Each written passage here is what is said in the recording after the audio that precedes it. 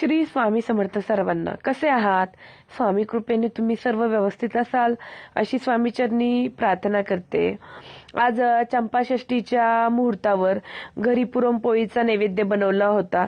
तसं तर तुमच्यापैकी बऱ्याच जणांना माहीत असेल की स्वामींना पुरणपोळी, कांदा भजी तसेच घेवड्याची भाजी हे पदार्थ आवडतात.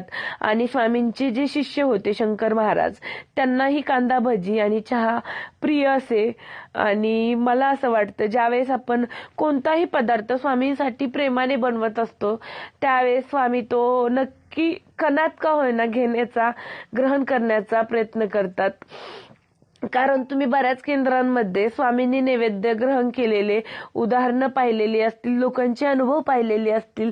तुम्हालाही काही असे अनुभव असतील, स्वामींनी तुमचं नैवेद्य ग्रहण केला असेल तर नक्की कमेंट सेक्शन मध्ये शेअर करा आणि कमेंट मध्ये सांगा की गुरुचरित्राच्या पारायणाला कोण कोण बसतंय.